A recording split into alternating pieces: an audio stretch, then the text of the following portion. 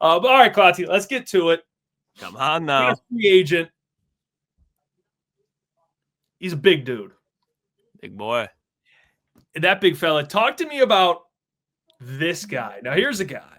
Now Mekhi here's Becton. a guy. Boone, you asked if he played at Georgia Tech. He played in the ACC, but this boy was already picked. Number 10 overall pick by the New York Jets a couple years ago. And I'm just being honest with you, boys. He was a bust. Without a doubt, a bust. He was drafted as a project. He couldn't develop. He was getting hurt.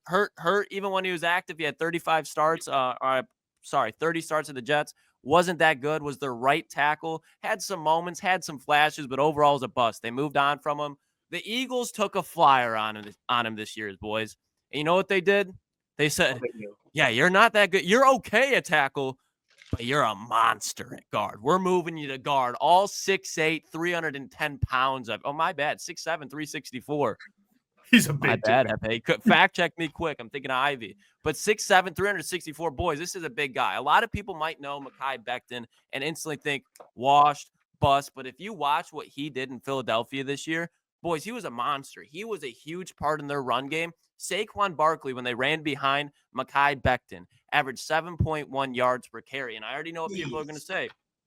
Well, who was Becton next to? Jason Mayotta and Lane Johnson. If he went to the Detroit Lions, he'd be right next to Penei Sewell. So I'm very confident with that. And Frank Ragnow. And it reeks of Brad Holmes. And the thing that I do love about this is the injuries. He was healthy all last year. He had 15 games, 15 starts in the playoffs. He had to come out during the Super Bowl, but it was for like a half, and the guard came up behind him and played phenomenal. So the Philadelphia Eagles already have a replacement plan for him. At this point, Mekhi Becton, he was a luxury for Philadelphia. Again, they took a flyer on. They took it on a prove-it deal, and he proved it. So I'm all in for it. I don't think there's going to be much risk. There is some risk with the injury, but as far as keeping him at guard, I love it because this is going to be the question that people bring up. Well, what about Kevin Zeitler? Do you still want to bring back Kevin Zeitler? I'm not opposed to bringing back Kevin Zeitler because, like we said, Kevin Zeitler is 35, 36 years old. He's going to be in Detroit for max one more year, and Mekhi Becton is 25 years old. So if you got this guy on a 3-year deal, Spotrac has him at a projected then between anywhere $9 to $12 million. So let's call it 10. You get him for 3 years, $30 million at 25 years old. You now have your guards of the future with Christian Mahogany and Mekhi Becton because day one, he's going to be better than Graham Glasgow. Your guys' holy grail PFF when it comes to grading players. He was a 20th ranked guard in front of guys like Zach Martin. So he was very good this year. You put him with Hank Fraley, this offensive line, I still think he's going to be very good. And you're stealing him from the Philadelphia fucking Eagles. Go back and watch the Rams-Eagles NFC divisional game. When you watch Saquon Barkley take the ball 70 yards to the house, I want you to watch Mekhi Becton on that play. And now envision him right next to Penei Sewell, right next to Frank Ragnow and Jahmyr Gibbs behind him. The same thing's going to be happening. He embarrassed the Rams defensive line, which is actually pretty damn good. And you know what this guy is?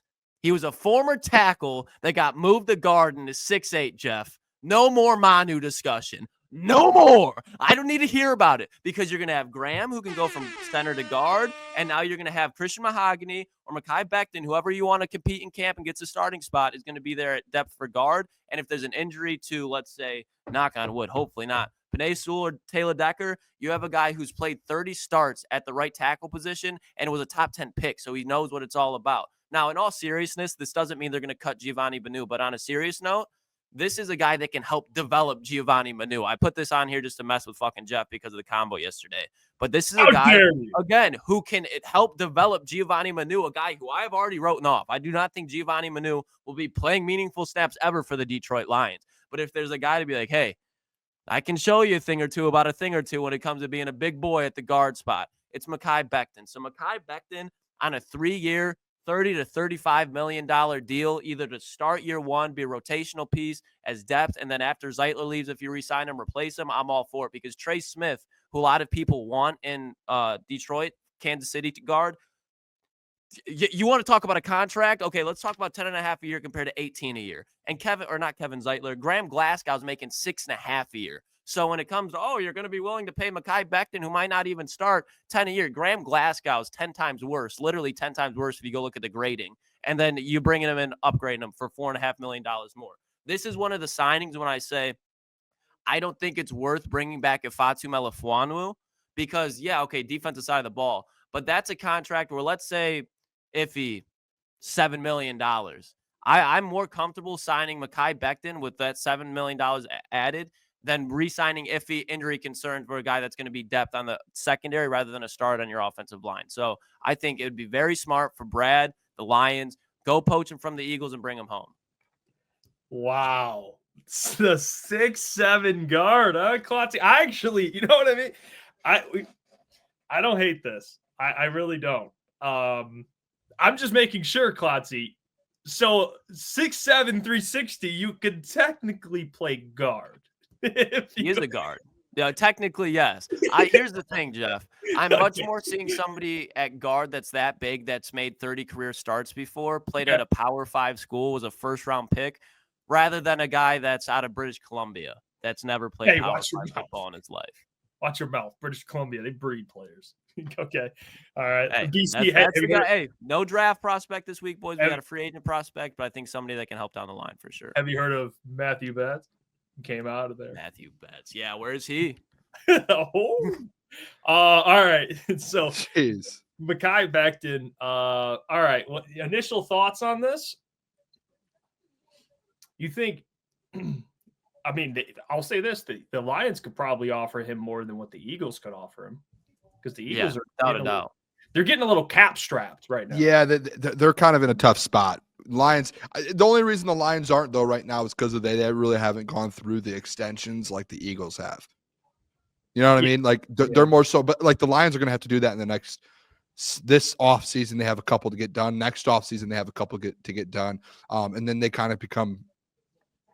So what is it called? Strapped for cash, as you just said, Jeff, in the next 2 years. So I guess, Klotz, I mean, I'm all in on Mekhi Becton. I think he's a great guard. Like, think about this. Him right next to Penei Sewell, and on the other side, you have, obviously, a lot of people aren't big on Taylor Decker right now, but Taylor Decker and Christian Mahogany, I feel like that's a really good offensive line. Like, that you're pretty confident in that. So, yeah, I at the end of the day, like, my biggest question mark with the Klotzy that instantly pops up, there's two things with it. One, and then listen, I think again, I want to make this very well clear. I'm all in on this, Klotzy. But the two things that if I was like to be a guy on the opposite side, the risk. Yes, one is the money situation. Like, how much is he really acting like or asking for? Because you did say like this was a prove it year for him. He went out and won a Super Bowl, and he was very good this year. So like he could go out there and ask for some money, and it just depends on if you want to get tied up in that. Like that's all it comes down to, especially when it comes to offensively. You're paying Jared, Penei.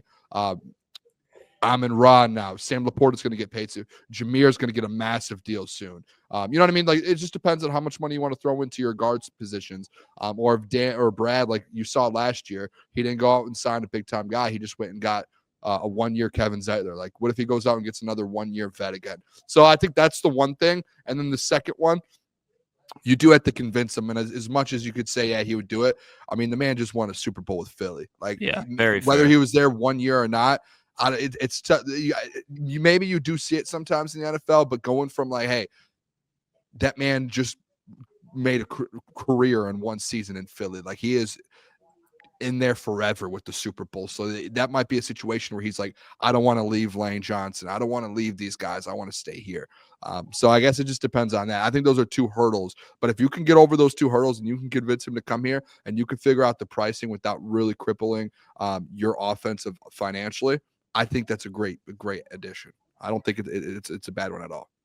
Yeah, and kind of to answer that, again, I'm with you on the money. Like, I wouldn't spend anything more over, like, 12. But at least, like, Spotrac and sites like that, I've been reading everywhere from 9 to 12 on, like, a 3 to 4 year deal. And then on the flip side of things, and again, like, I'm not concreting it. Because I was looking at it, too. I was like, well, why would Philly want to let him go? Especially if he could come back on a cheaper deal. They had a rookie guard who stepped up when he left in the Super Bowl, and I think he missed one game. They just wanted to make sure he's healthy for the playoffs, and he stepped up and played really fucking good. It was like they're mahogany. So everybody was like, if you can find a way to keep Mekhi around, do it. But they have a backup plan already. So it's like a luxury for him. It'd be like them keeping Za'Darius almost, but for their offensive line.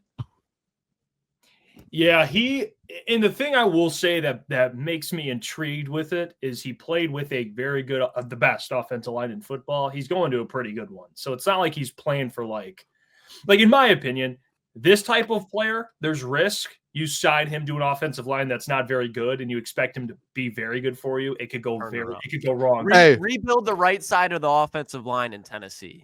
Honestly, if I'm the Tennessee Titans, though, you're probably being like, I would rather pay a Mekhi Becton than an older Kevin Zeitler.